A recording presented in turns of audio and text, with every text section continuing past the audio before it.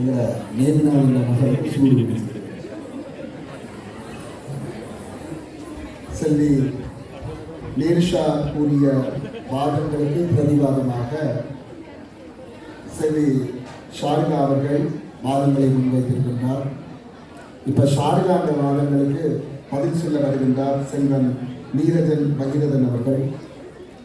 புலிக்கு பிறந்தது பூனை ஆகுமா?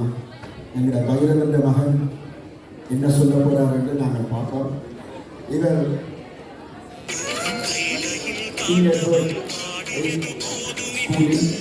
தடம் 9ஆம் வகுப்பில் படிக்கக்கூடியவர்.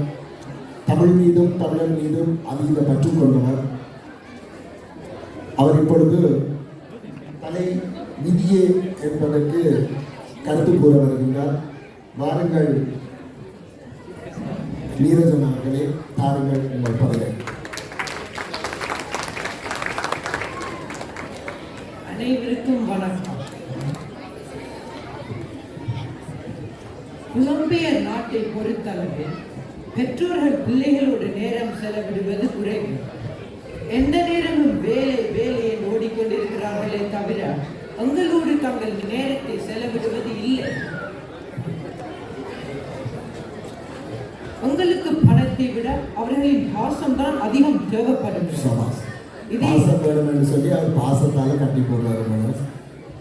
இதைவர்கள் அறிந்து அவர்களால் அதை சரி செய்ய முடியவில்லை. கிடைக்கிற அந்த கொஞ்ச நேரத்திலேயும் உங்களை தமிழ் வகுப்பு, கலைப்பாடு வகுப்புகள் என்று பாடசாலை முடிந்ததும் பின்னேரம், சனி, ஞாயிறு என்று எல்லாத்தையும் படிக்கணும், எல்லாத்திலையும் கெட்டிக்காரனாக இருக்கணும் என்றது அவர்களின் எதிர்பார்ப்பு. உங்களோடு படிக்கும் இந்த நாட்டு பிள்ளைகள் பாடசாலை விடுமுறைக்கு ஸ்பெயின், கனடா, மால்தீவ், பிரான்ஸ் என்று நாடா போய் ஹோட்டல் புக் பண்ணி பீச்சுகளில் சுற்றி திரிஞ்சு அங்கு இருக்கும் இடங்களை பார்க்கிறார்கள். அது மட்டுமே பள்ளிக்கூடம் தொடங்க வந்து அவர்களின் ஹாலிடேயை பற்றி கதையளப்பாங்க. அந்த அலப்பரை தாங்க முடியாது. ஆனால் எங்களோட பெற்றோர்கள் மட்டும் அதுக்காகத்தான் எங்களோட பெற்றோர் எல்லாரும் வேற என்று போகிறாங்க. வீட்டில் இருந்தால் உங்களோட பாசத்தை தந்தால் உங்களோட டூர் கூட்டிகிட்டு போகிறாங்க. டூர் கூட்டிகிட்டு போகணும்னா காசு கட்டு போவோம். ஆனால் எங்களோட பெற்றோர்கள் மட்டும் விடுமுறை என்ற பெயரில் உங்களை இலங்கைக்கு கூட்டி போய் 2 கிழமை அப்பப்பா வீட்டிலும் 2 கிழமை அம்மம்மா வீட்டிலும் போறது 4 கிழமை. இதுதான் பிள்ளைண்ட மாமா, இவதான் அத்தை, இவைதான் மற்றனார் என்று உறவு முறைகளைத்தானே காட்டி போட்டு வரினம். மிஞ்சி போனால் 1-2 இடத்தை கூட்டிக் கொண்டே காட்டினார். அதுவும் அங்கட அறியன்ற காலம். எதிர்த்தரப்பு நாங்கள் என்ன செய்யறோம், அந்த நாட்டில இருந்து வந்தபடியா எங்களுக்கு இந்திய டூர் போற காசுக்கு ஸ்ரீலங்காவுக்கு வரலாம். அதனாலதான் அங்க போயிட்டு அங்கே இருக்கிற சொந்தங்களையாவது உங்களுக்கு காட்டிட்டு வரோம். உங்களோட உறவு வரைக்கும் நீங்கள் இங்கேயே டூர் போய் கொள்ளுவீங்க. ஏன்னா அங்கே உறவுகள் உங்களுக்கு விடுபட்டு போகும். அதனாலதான் நாங்கள் இப்ப கூட்டிட்டு போறோம். எதிர்த்தரப்பு அணியில் சொன்னார்கள், ஆலயங்கள் நமது பண்பாட்டை வளர்க்கிறது என்று, நாங்கள் கோயிலுக்கு போக வேண்டும், விரதம் இருக்க வேண்டும் என்று சொன்னார்கள். இந்த சனி பிள்ளையார் கோயில் தேர் மற்றமில்லை. சரி, அடுத்த சனி என்றால் சாப்பிடலாம் என்றால் முருகன் கோயில் தேர். அதுக்கு அடுத்த சனி அம்மன் கோயில் தேர், பிறகு சிவன் கோயில்,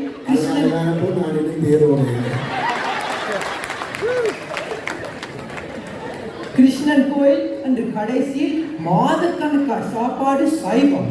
இந்த குளிர் நாட்டில்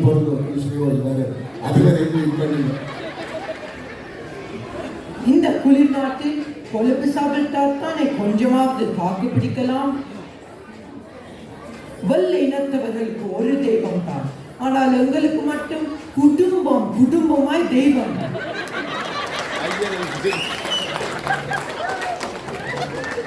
அதுவும் திருவிழாக்கள் எல்லாம் சனி, ஞாயிறு, விடுமுறை நாட்களில். இதை நாங்கள் தலை இடி என்றதோ தலை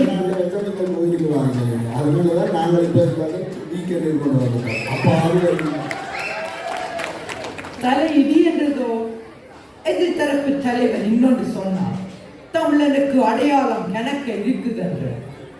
ஐயோ தமிழை பாடி பாடி என்றால் 247 எழுத்துக்கள், 26 எழுத்துக்கள் உள்ள இங்கிலீஷ் எங்கட பெற்றோர்களால படிக்கலாம்.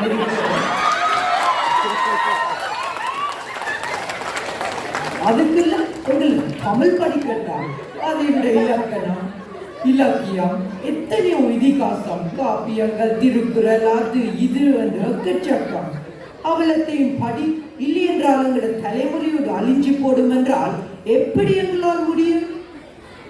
அடுத்தது சொன்னார், கலாச்சாரோடைய காத்தோட்டமாய் கூட இருக்குமா? அதை கட்டுறது எவ்வளவு கஷ்டம். அவர்களுக்கே ஒழுங்கா கட்ட தெரியாம யூடியூபை பார்க்கணும். அதை சமாளிக்க ஒட்டர வெட்டியை கண்டுபிடிச்சினா. அம்மா பயப்படாதீங்க, ஒட்டர சாரையும் கண்டுபிடிச்சிட்டேன். இந்த அளவு கஷ்டத்துக்குள்ள எங்களையும் கட்டட்டாம இந்த குளிர்க்க அதை கண்டிப்பா இப்ப கதைக்கணும்.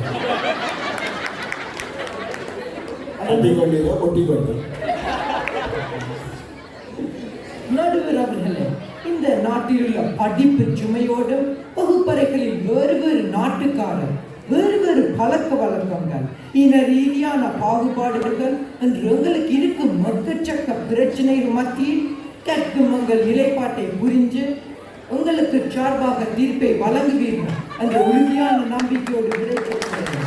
நன்றி.